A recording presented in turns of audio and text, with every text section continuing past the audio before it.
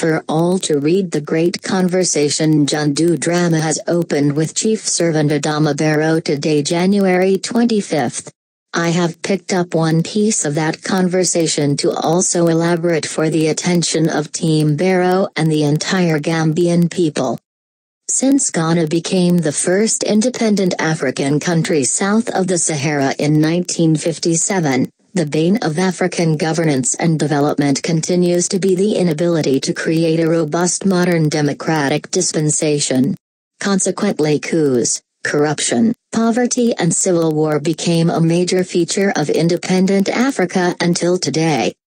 Contrary to previously held notions that only dictatorship could produce development, it is now clear that ultimately it is in fact good governance that ensures sustainable development and durable freedom in society.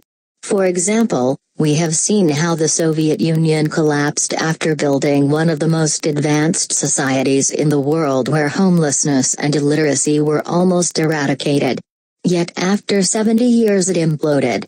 Yet in another scenario, the United States continues to flourish after 240 years despite its many social and economic inequalities.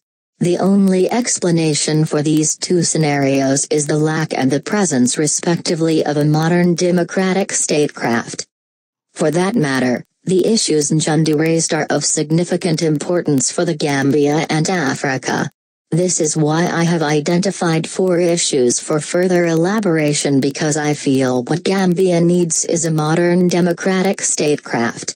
I hold the view that the creation of such machinery should be the defining criteria for Adama Barrow and the transition. A modern democratic state is built on 4 foundations: institutions, transparency, accountability and empowerment of the people. 1. Institutions. Development thinkers and human rights defenders have now concluded that the difference between societies in terms of ensuring durable human development and the protection of human rights lies in functional institutions. In essence, thinkers have found out that since the Industrial Revolution to date, the major inevitable reason why nations fail or progress lies in the creation of inclusive institutions. Hence the best foundation that Team Barrow can put in place is to ensure that the Gambia has institutions that are inclusive, transparent and accountable. There are uncountable lessons for us to learn in terms of institutions. Because when you critically analyze dictatorship, it shows that in fact it is a situation where an elected president deliberately personalizes or disregards institutions just to ensure that his whims and caprices are done. This was what Yahya Jammeh did, as we saw how he would hire and fire as he liked. Secondly, institutions operate on the basis of processes, which are spelt out in the rule of law in the Constitution. Hence we had seen during the APRC tyranny how these rules of law and processes were diverted, ignored and broken. It is when institutions and their processes based on the rule of law are broken and subverted without redress that impunity prevails. Hence the lessons Barrow has to learn and the legacy he has to build is to ensure that public institutions are protected from direct political interference. He has to ensure that these processes and the rule of law are respected. This means therefore public officials who work in these public institutions are protected from undue control. He must ensure that professionalism and knowledge guide the operations of these officers and institutions, which must not be politicized. If Barrow can ensure that, then he would have given birth to a new Gambia. 2. Transparency. In order to ensure that institutions are functional and inclusive means therefore they must be transparent. This means public officials who work in the institutions must know the laws, rules, and terms of reference of their institutions.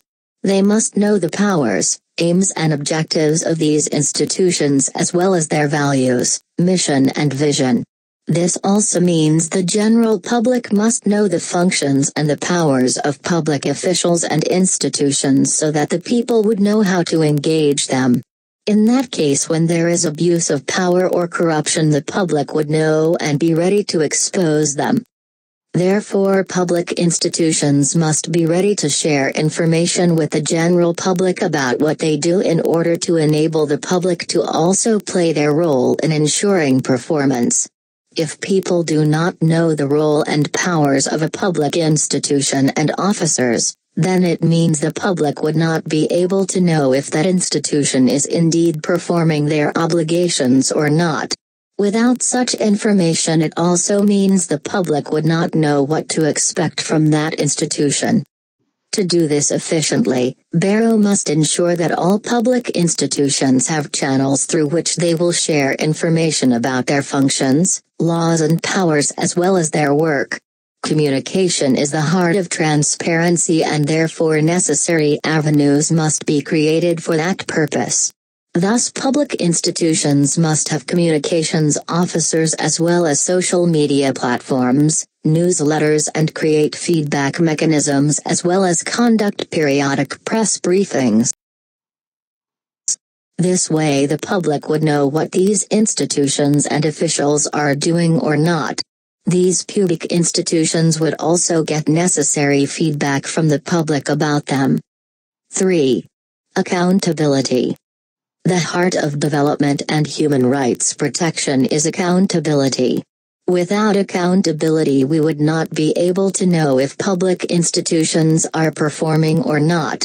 Accountability tells us whether we are making progress or we are failing.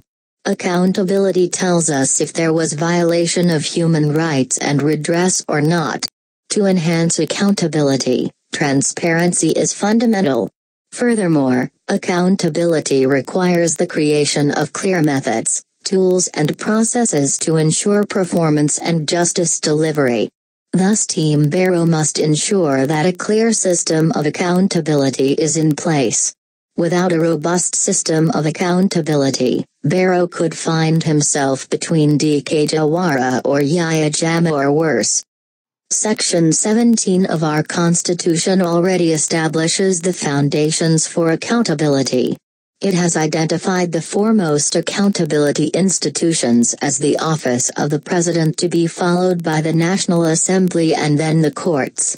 The Constitution states quite clearly that it is these institutions and the agencies below them that have the primary obligation to protect the rights and fulfill the needs of the citizen. These rights and needs have been spelt out in Chapter 4 of our Constitution.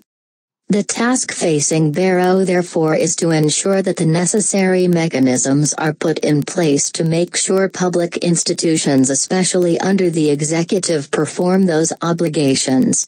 For example, PORA is an accountability institution just as the Police or Women's Bureau, as well as the Food Quality and Safety Board, among many others, including the ministries. As Njundu noted, these state agencies must each develop their strategic plans, which are monitored to ensure that they implement them. This requires the Bureau administration to develop the necessary reporting processes where these public institutions and officials report and obtain feedback.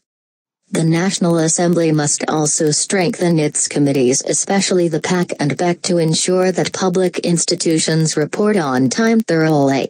They must not only look at compliance in terms of how they abide by procurement guidelines or implement activities according to an action plan, rather more importantly they must also focus on results and the change that should have been created. We do not need only be told that there was no unapproved spending and that all activities were implemented on time. Rather, we need to hear whether those resources and activities have in fact brought about an improvement in the lives of citizens. 4. Empowerment of the people.